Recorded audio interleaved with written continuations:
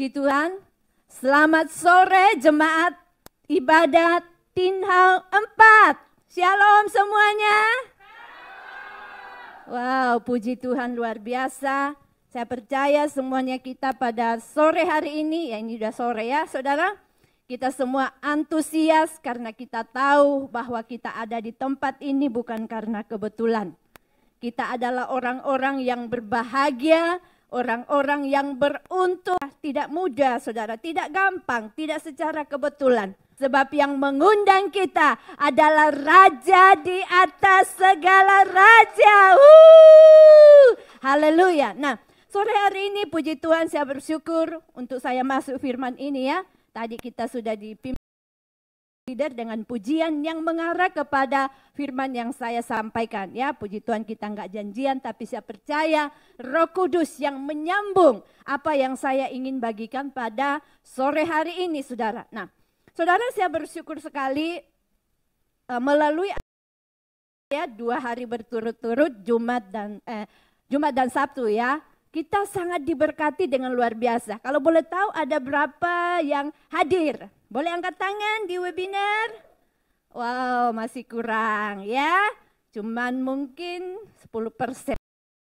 Ya, berarti pas ini harus saya bagi ya saudara. Supaya kita semuanya itu sama-sama diberkati Tuhan. Amin. Karena saya percaya setiap pesan Tuhan itu yang Tuhan izinkan sampai di tempat ini bukan hanya untuk pelayan, orang ini yang khusus, tapi untuk kita semua. Dan ya saya percaya mungkin saudara kemarin tidak ikut, mungkin karena saudara mungkin sibuk, atau mungkin karena situasi dan kondisi, tapi percayalah berkat itu gak sediakan buat saudara semuanya. Amin. Nah, saudara yang kekasih, saya percaya setiap kita yang hadir pasti nangkap pesan Tuhan. Ya, mungkin tidak sama. Tapi inti dari apa yang saya boleh tangkap saudaraku dari acara ini, ya saya bahwa ini acara yang sangat luar biasa saudaraku ya. Karena ini diikutin kurang lebih ya kemarin tuh 5.000-an peserta. Nah, di webinar. Dan saudara yang dahsyatnya itu ya dari semua benua, 5 benua ya. Terus belum lagi yang luar biasanya itu apa? Dari semua denominasi saudaraku. Wow, tepuk tangan buat Tuhan. Bahkan dari saudara kita juga dari Katolik ada. Dan di situ Pak Niko semua yang dibagikan di situ tentang Pentakosta yang ketiga. Oh haleluya saudaraku. Artinya pesan Pentakosta ketiga ini udah sampai ke semua denominasi. Tepuk tangan buat Tuhan saudara. Dan kita perlu bersyukur ya, gereja kita mendapat visi itu sebagai messenger the Church of Pentakosta. Nah, saudara yang kekasih dalam Tuhan, ya tema besar dari acara ini adalah bagaimana membangkitkan ya semangat di dalam diri orang-orang percaya untuk apa? Menuntaskan amanat agung yang terakhir. Nah, saudara yang kekasih ya. Jadi saudaraku, atau lebih mudah kita pahami bahwa tema besarnya adalah membangkitkan ya semangat penuai-penuai di zaman akhir ini. Dan saudaraku, yang Tuhan mau pakai di hari-hari ini, di zaman terakhir ini sebelum Tuhan Yesus datang kembali adalah generasi Y. Ya, yang kita sebut dengan generasi Yeremia. Generasi Yeremia adalah apa saudaraku? Apa kita sudah deklarasikan tadi di Pentakosta yang ketiga bahwa ya generasi Yeremia yaitu siapa? Anak-anak muda yang dipenuhi Roh Kudus, cinta mati-matian kepada Tuhan Yesus, tidak kompromi terhadap dosa, dan akan bergerak untuk memenangkan jiwa. Nah, inilah generasi yang Tuhan pakai di hari-hari ini, di akhir zaman ini saudaraku. Jadi saudaraku memang kalau secara umur, generasi Y itu dari umur sekitar 40 tahun ke bawah. Ya, tapi saudara jangan kecil hati yang 40 tahun ke atas kayak saya, puji Tuhan. Ya, luar biasa ya. Pak Niko bilang, umur tidak jadi masalah. Ya, mau 70, mau 100. Tapi saudara punya semangat untuk memenangkan jiwa. Itu juga adalah generasi Yeremia. Nah, saudara, puji Tuhan. Nah, saudaraku, Tuhan tuh luar biasa karena memang segala sesuatu ada waktunya dan segala waktu ada orangnya. Ada orang-orang yang Tuhan pilih di waktu-waktu yang memang Tuhan sudah tentukan, saudaraku. Ya, ada masa-masa. Jadi ya, mungkin dulu kita percaya ada masanya memang Pak Niko dipakai Tuhan luar biasa. Tapi ada masa nanti di mana Pak Niko mungkin dia hanya duduk dan dia memantau, dia mementor. Dan yang dibawanya lagi akan dipakai Tuhan. Amin. Nah, saudara yang kekasih dalam Tuhan. Nah, inilah di mana waktunya Tuhan akan memakai setiap generasi Yeremia yang mau dipakai Tuhan. Tepuk tangan buat Tuhan Yesus. Haleluya. Ini adalah waktu saudara dan saya. Amin. Nah, saudara, mari kita buka dalam Matius 9 ayat 35 sampai 38. Nah, saya akan berbicara tentang penuai pada sore hari ini, saudara. Boleh ditampilkan dan kita akan baca firman ini bersama-sama. Ya, semua aktif supaya jangan sampai ada yang mengantuk ya. Oke. Kita baca bersama-sama Matius 9 ayat 35 sampai 38. 3, 2, 1. Demikianlah Yesus berkeliling ke semua kota dan desa.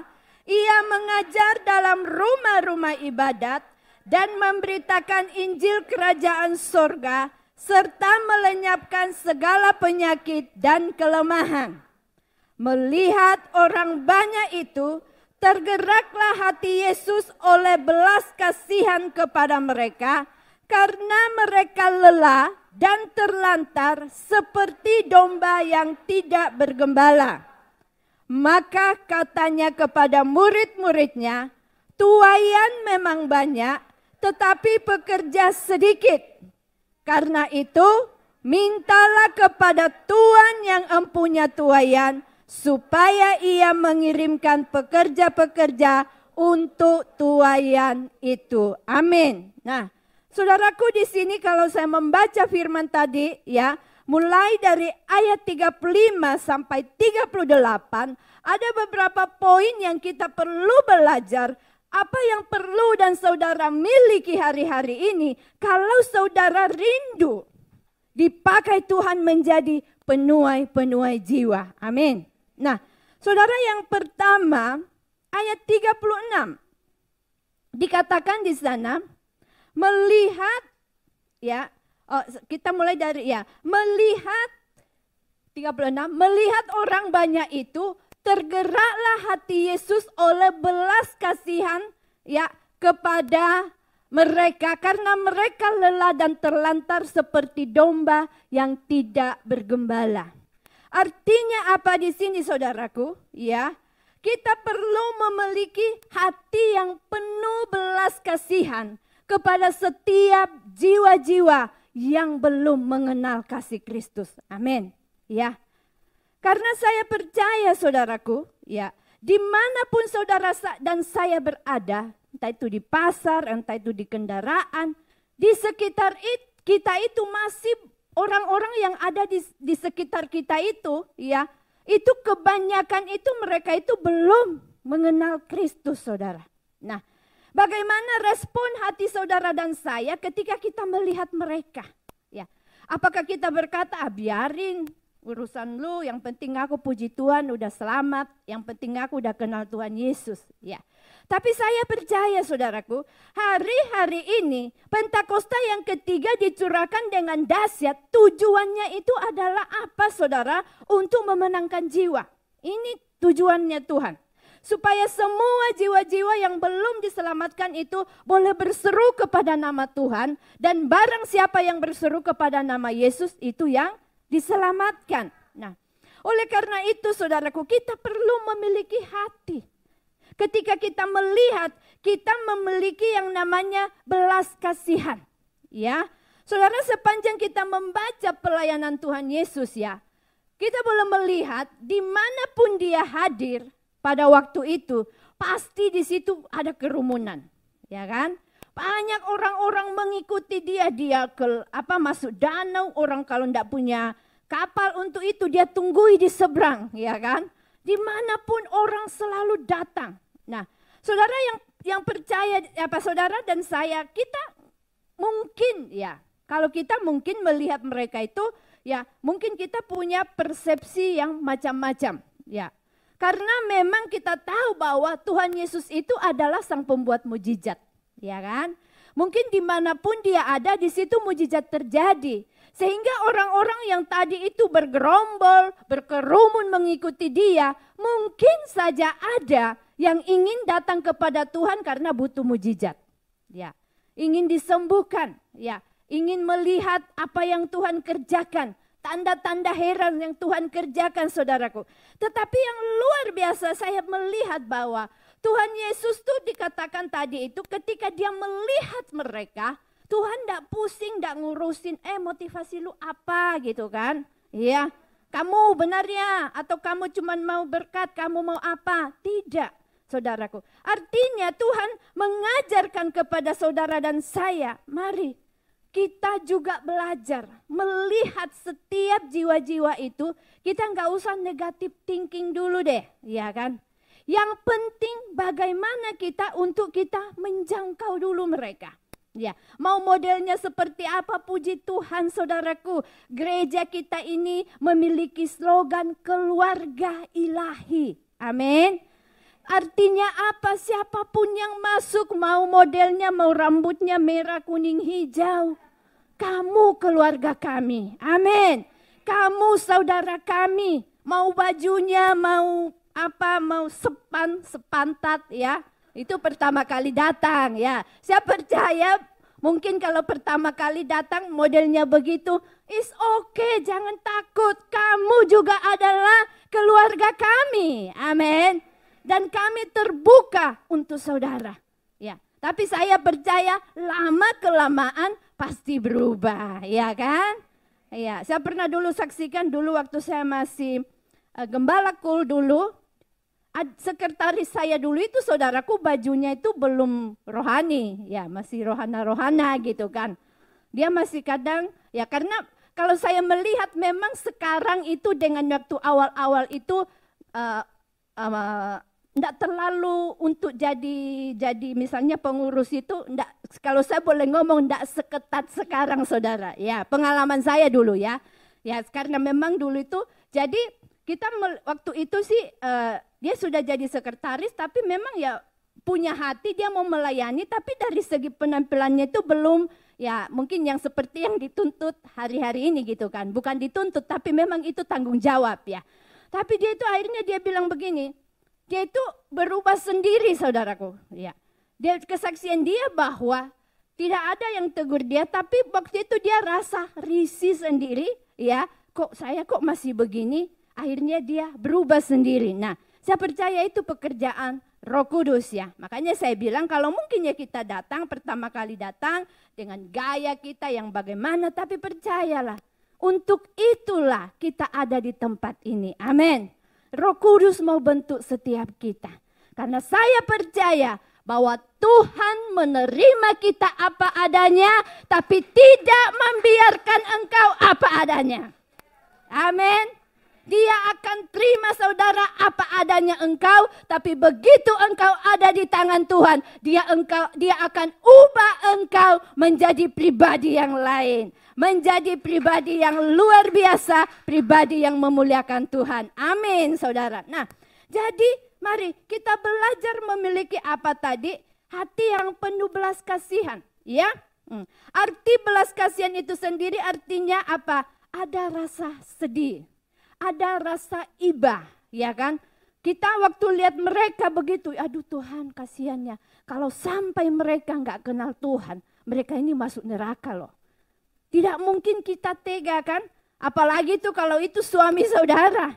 Apalagi orang tua saudara, nggak mungkin. Saudara pasti itu waduh menjerit sama Tuhan, Tuhan tidak mungkin. Aku percaya firman-Mu berkata, satu orang bertobat, seisi rumah diselamatkan Tuhan. Nyatakan janji-Mu Tuhan dalam keluarga saya. Itu yang akan menjadi doa kita ketika kita punya rasa iba, rasa belas kasihan bagi jiwa-jiwa itu. Nah, ini harus dimiliki kalau seorang itu mau jadi penuai. Amin. Tentu mungkin kalau hari ini kita selama ini tidak punya itu, ayo mulai hari ini kita minta. Tuhan berikan aku hati yang penuh belas kasihan. Sehingga kalau saudara melihat di jalan ada orang yang hidupnya tidak betul, tidak karuan, kita memberi hati untuk mendoakan mereka. Mungkin kita tidak datang dan tumpang tangan, tapi sepanjang kita lihat dia kayak di MTR atau dimanapun, kita berdoa di dalam hati kita untuk jiwa-jiwa saudara. Nah, itulah yang dimaksud bahwa saudara dan saya memiliki belas kasihan, itulah yang akan mendorong kita untuk melakukan sesuatu. Ya. Seperti yang kita baca di dalam firman Tuhan, bagaimana seorang Samaria, kita semua tahu ceritanya. Seorang yang justru nggak kenal Tuhan, belum kenal Tuhan Yesus, tetapi dia punya belas kasihan. Ketika dia lihat ada orang yang diserang penyamun di tengah jalan, dia tidak hanya melihat, oh kasihan ya, tapi dia saudaraku melakukan sesuatu. Dia berhenti, dia layani, bahkan orang ini dia bawa ke tempat pengobatan. Dan dia berkata, rawat orang ini, berapapun biayanya saya akan bayar. Nah, ini contoh orang yang memiliki belas kasihan. Jadi saya percaya setiap kita yang tahu seberapa belas kasihan kita atas jiwa-jiwa ada di hati kita.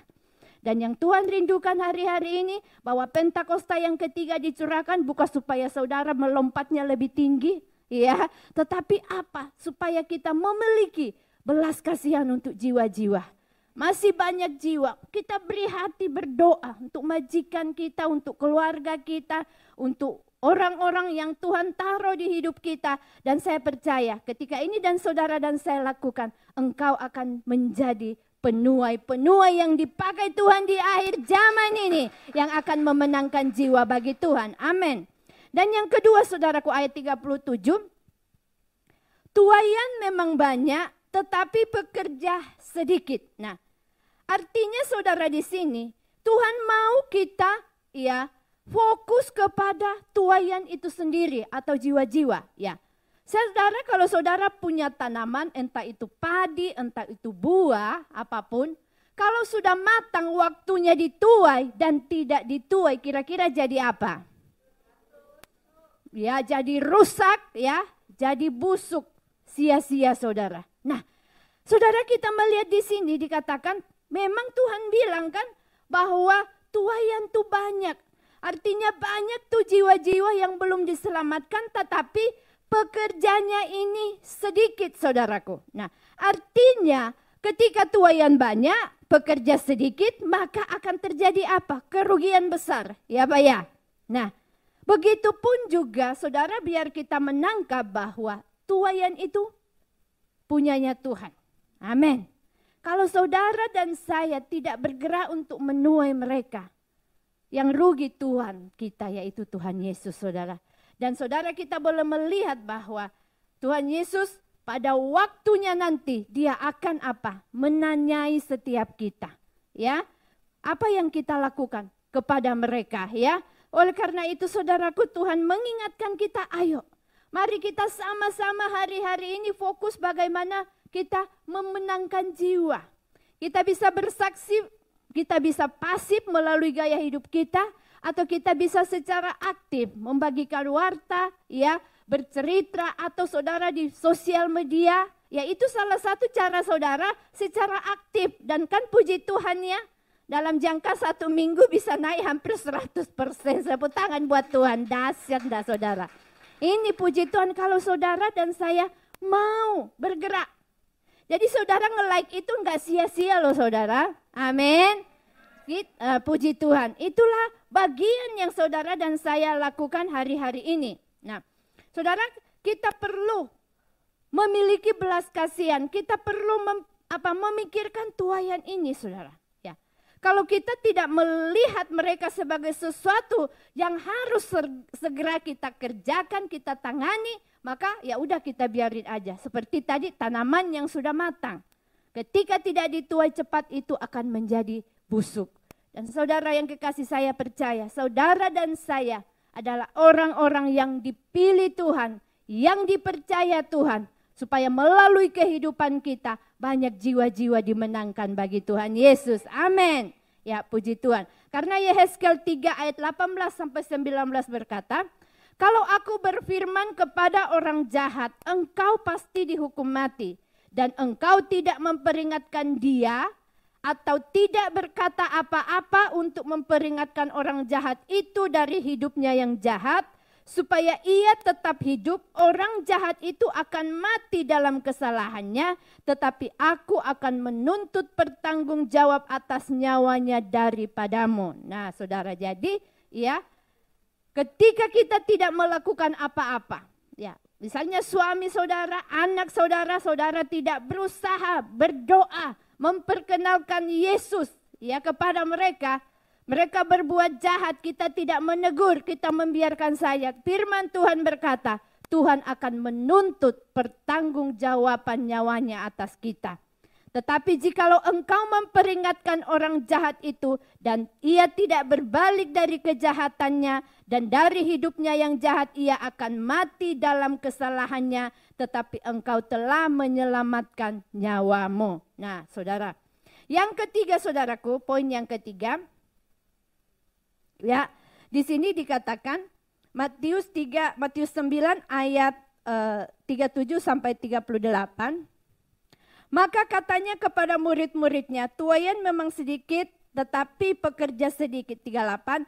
Karena itu mintalah kepada Tuhan yang empunya tuaian supaya ia mengirimkan pekerja-pekerja untuk tuaian itu.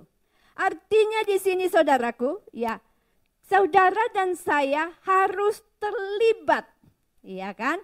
Karena dikatakan di sini, karena itu mintalah kepada Tuhan, ya ayat 37 dulu, maka katanya kepada murid-muridnya, murid adalah orang yang hidup sama seperti Kristus, ya. Orang-orang yang mau menuai jiwa-jiwa, ya. Artinya apa? Kita tidak boleh egois, ya. Kita mau memuridkan orang lain juga, ya. Supaya orang ini juga mau bergerak memenangkan jiwa. Nah, kita punya hati, kita tidak punya hati yang takut tersaingi. Kita tidak punya hati yang mau cari nama. Oh, nanti kalau saya ajarin dia, nanti dia lebih pintar daripada saya. Wah, saya gimana dong?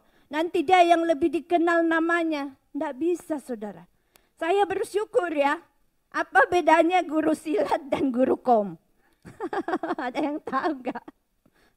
Ya, guru silat itu dia tidak mau ngajarkan semua ilmunya kepada muridnya. Percayalah. Kenapa? Karena kalau muridnya bandel, muridnya melawan, dia tidak punya lagi ilmu untuk melumpuhkan muridnya itu. Iya kan? Nah, tapi kalau guru kom, saudara, mau tahu guru kom? Dia berusaha belajar. Bahkan apa yang dia tidak tahu, dia berusaha cari tahu. Supaya dia lebih banyak mengajar kepada murid-muridnya. Murid kom pingin muridnya lebih pintar dari guru komnya, percayalah saudara. Amin. Iya. Makanya itu sampai papi mami tuh ya masih ikut apa itu hari training sampai tengah malam. Training guru-guru kom, saudara. Kenapa mereka mau? Mereka itu sudah cukup senior dalam mengajar, kita akui, puji Tuhan luar biasa. Tapi kenapa? Karena saya percaya ya, papi mami itu kepingin memberikan apa yang mereka tidak tahu kepada kita. Amin. Dia rindu saudara dan saya itu lebih pintar. Nah, amin. Lebih banyak tahu kebenaran supaya saudara dan saya tadi itu bisa menjadi penuai-penuai Tuhan di akhir zaman ini. Amin. Oleh karena itu, makanya ini yang dinamakan tadi ini, Kita harus mau unity. Kita mau bekerja sama, amin. Kita nggak usah pusing dengan siapa yang bawa, namanya siapa. Udah bukan, karena saya percaya semua itu ada upahnya, amin. Mungkin saudara cuma dipakai Tuhan, memang cuma bagian membawa dia sampai muka pintu sana. Begitu masuk pintu dia lihat kakaknya, dia lihat sepupunya, dia lihat teman sepetenya, dia bilang, "Kak, itu loh temanku, aku mau sama dia lah." Nah, saya percaya hati seorang penuh akan berkata, "Oh puji Tuhan, ayo, ayo." Iya Pak ya? Iya, tidak berkata, "Oh enggak, aku loh yang bawa." Nah, nanti namanya yang tercatat di form nanti bukan saya, nggak mau dong, nggak ada. Saya percaya di sini itu tidak ada. Amin. Karena kita tahu saudaraku bahwa saudara dan saya tidak dipanggil untuk membawa jiwa kepada diri kita. Tapi kita dipanggil untuk membawa jiwa-jiwa kepada Kristus, kepada Tuhan Yesus. Dan itulah yang Tuhan rindu kita kerjakan hari-hari ini. Oleh karena itu saudara, mari kita mau terus sama-sama bekerja. Ya, sama-sama kita fokus bagaimana jiwa-jiwa yang diselamatkan. Dan yang keempat, ini yang penutup tapi ini yang paling menentukan, yaitu kita harus penuh firman dan penuh Roh Kudus. Kisah Para Rasul 1 ayat 8, tetapi kamu akan menerima kuasa kalau Roh Kudus turun ke atas kamu, dan kamu akan menjadi saksiku di Yerusalem dan di seluruh Yudea dan sampai Samaria dan sampai ke ujung bumi. Haleluya.